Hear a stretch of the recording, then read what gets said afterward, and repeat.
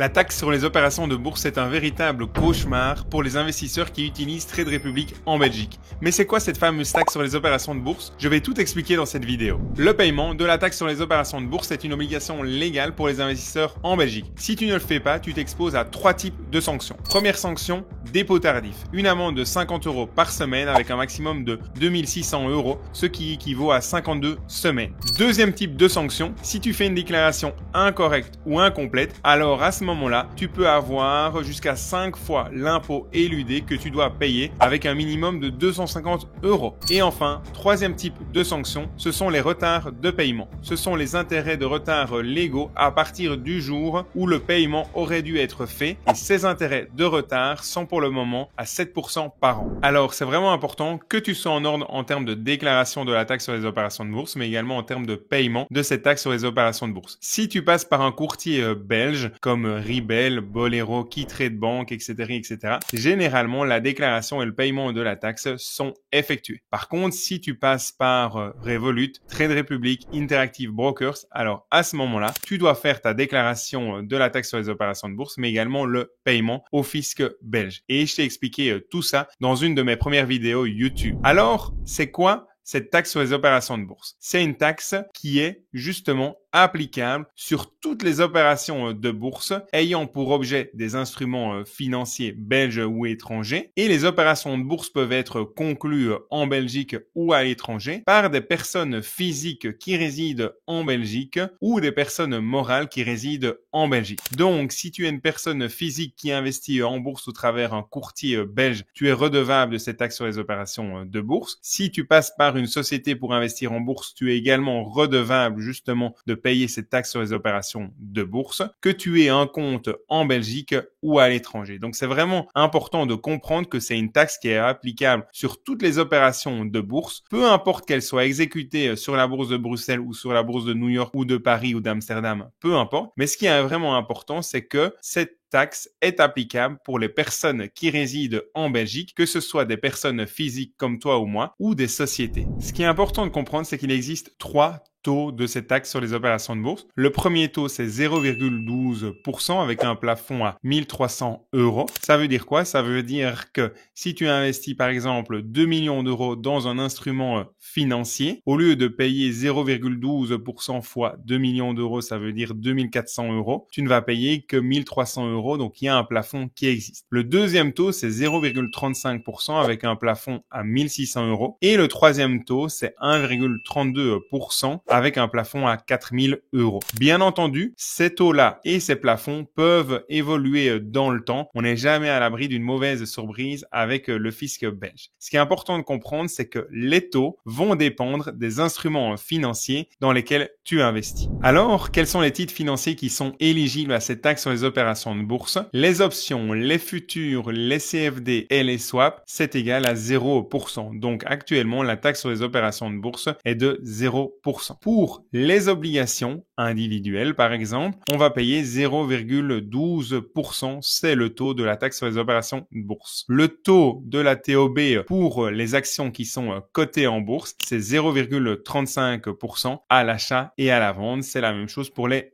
obligations. Si tu investis dans un fonds commun de placement qui n'est pas coté en bourse, alors à ce moment-là, tu vas payer 0% de taxe sur les opérations de bourse. Si tu investis dans une SICAV qui distribue des dividendes, alors à ce moment-là, tu vas payer 0% également de taxe sur les opérations de bourse puisque la distribution de dividendes est déjà taxée au précompte mobilier de 30% à l'heure d'enregistrer cette vidéo. Si par contre tu investis dans une SICAV capitalisante, donc qui ne distribue pas des dividendes, alors à ce moment-là, tu vas être taxé non pas à l'achat de cette SICAV capitalisante, mais uniquement à la vente à un taux de 1,32%. Mais qu'en est-il des ETF? Alors, c'est là que ça se complique un petit peu. Avant de t'expliquer comment on calcule la TOB sur les ETF, pense à t'abonner à cette chaîne, à activer la cloche ici en bas à droite pour être notifié toutes les 2 semaines d'une nouvelle vidéo. Ça m'aide vraiment à essayer de partager ma passion à un maximum de gens pour qu'un maximum de gens puissent comprendre la bourse et les investissements. Un immense merci pour ton aide et tout ton soutien. Alors, quelle est la TOB pour les ETF? Je vais d'abord parler des ETC, donc Exchange Traded Commodities, ce sont des fonds d'investissement dont l'objectif est de répliquer le comportement de l'or ou encore du pétrole ou d'autres matières premières. Pour les ETC, la TOB, c'est simple, 0,35% à l'achat et à la vente. Pour les ETF, alors là, ça se corse un petit peu, même beaucoup, parce qu'il y a différentes questions à se poser. Première question, est-ce que l'ETF est enregistré dans l'espace économique européen? Si la réponse est non, la TOB est de 0,35% à l'achat et à la vente. Si la réponse est oui, l'ETF est enregistré dans l'espace économique européen, on se pose une deuxième question. Est-ce que l'ETF est enregistré en Belgique? Si la réponse est oui, alors on se pose une troisième question. Est-ce que l'ETF est distribuant ou capitalisant? Donc, si l'ETF est enregistré en Belgique et qu'il est distribuant, alors la TOB est de 0,12% à l'achat et à la vente. Si justement l'ETF est enregistré en Belgique et qu'il est capitalisant, la TOB va être de 1,32% à l'achat et à la vente. Donc 11 fois plus qu'un ETF distribuant. Là où ça se complexifie encore plus, c'est que s'il n'est pas enregistré en Belgique, on se pose une autre question, c'est est-ce que il existe un compartiment de l'ETF qui lui-même serait enregistré en Belgique? Si la réponse est oui, alors on considère que l'ETF en question est enregistré en Belgique et donc on se pose la question est-ce qu'il est ETF distribuant ou capitalisant. Si le ETF distribuant 0,12% à l'achat et à la vente, si le ETF capitalisant 1,32%. Si par contre il n'y a pas de compartiment de l'ETF qui est enregistré en Belgique, donc il n'est pas enregistré en Belgique et il n'existe pas de compartiment de l'ETF enregistré en Belgique, alors à ce moment-là, la TOB va être de 0,12% à l'achat et à la vente. Ça te paraît peut-être un petit peu complexe et c'est pour cela qu'on va faire des exemples ensemble. Alors, c'est super facile de savoir si un ETF est enregistré dans l'espace économique européen. C'est également super facile de savoir si un ETF est enregistré en Belgique. Je te montrerai ça juste après. Par contre, c'est plus difficile de savoir si un compartiment de l'ETF est enregistré en Belgique. Alors, c'est quoi un compartiment? Il faut comprendre que un fonds d'investissement peut avoir plusieurs compartiments. Et donc, il peut y avoir un compartiment qui est capitalisant, un compartiment qui est distribuant. Par exemple, il peut y avoir un ETF qui suit le S&P 500 qui est capitalisant, qui ne distribue pas de dividendes. Et dans le même fonds d'investissement, il peut y avoir un compartiment qui est distribuant. Donc, un ETF qui suit le S&P 500, mais qui, lui, va avoir un code ISIN différent et qui distribue des dividendes. Donc, chaque compartiment va avoir son propre code ISIN et le gestionnaire du fonds d'investissement, c'est lui qui va justement choisir d'enregistrer le compartiment capitalisant ou le compartiment distribuant ou aucun des deux ou les deux dans différents pays. Donc, il peut arriver, par exemple, que le compartiment d'un ETF qui suit le S&P 500, mais le compartiment distribuant soit enregistré en Belgique et que, par contre, le compartiment capitalisant d'un ETF qui suit le S&P 500 ne soit pas enregistré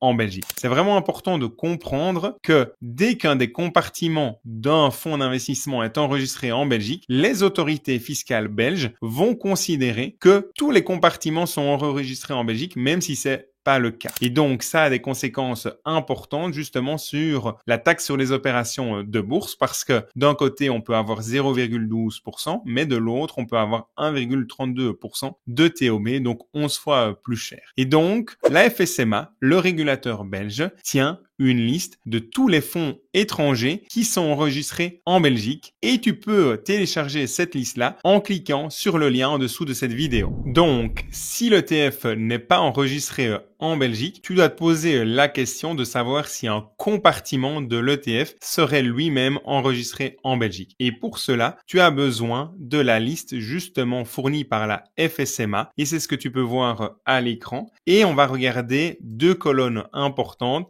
La colonne du nom, ici de la société émettrice, c'est la colonne 6 French Official Name et la colonne W du compartiment French Official Name. Donc c'est important justement de reprendre cette liste de la FSMA qui reprend tous les fonds étrangers qui sont enregistrés en Belgique et on va vérifier justement le nom du compartiment et on va vérifier le nom de la société émettrice. Si le nom du compartiment est le même et si la société émettrice est la même qu'un ETF étranger justement qui est enregistré en Belgique, alors à ce moment-là, l'ETF va être considéré comme enregistré en Belgique. Si par contre, il n'y a aucun compartiment de l'ETF qui est enregistré en Belgique, alors justement, c'est une bonne nouvelle parce qu'à ce moment-là, la taxe sur les opérations de bourse sera de 0,12% à l'achat et à la vente. Mais voyons ça ensemble avec quelques exemples. Alors, est-ce que l'iShares Core S&P 500 dans lequel je suis investi et qui est ma plus grosse position dans des ETF passifs, est-ce que c'est un ETF qui est enregistré dans l'espace économique européen? Première question à se poser. Alors, pour le savoir, qu'est-ce que je fais? Je vais sur le site de BlackRock et puis je regarde dans l'UE enregistré. Et je vois que l'ETF est enregistré en France,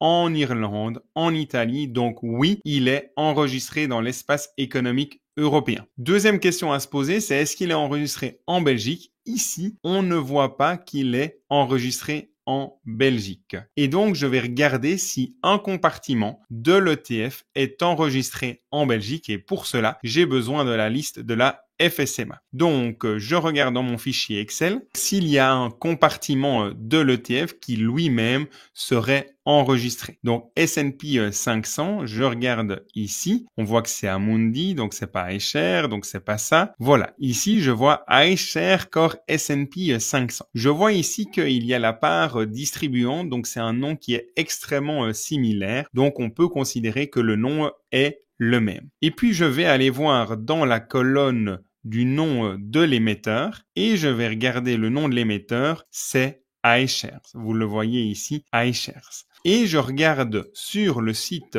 internet de l'iShares Core S&P 500 UCITS ETF, dans points clés, je vais regarder société émettrice, je vois iShares 7 PLC. Donc, c'est deux sociétés émettrices différentes et donc, à ce moment-là, vu que le nom est similaire, mais par contre, que les sociétés émettrices de l'ETF iShares Core S&P 500 distribuant est différent que cet ETF-là, à ce moment-là, on peut considérer qu'il n'y a pas de compartiment de l'ETF qui est enregistré en Belgique. Donc, l'ATOB pour cet ETF-là va être de 0,12% à l'achat et à la vente. Prenons le cas justement maintenant de l'iShares Core S&P 500 UCITS ETF, la part distribuante. Donc, le même ETF, mais c'est un code ISIN différent. Donc, première question à se poser, est-ce que l'ETF justement est enregistré dans l'espace économique européen? On va regarder. Oui, on voit la Belgique, l'Italie, l'Irlande. Deuxième question à se poser, est-ce qu'il est enregistré en Belgique? La réponse est oui. Et donc, troisième question à se poser, est-ce que c'est un ETF qui distribue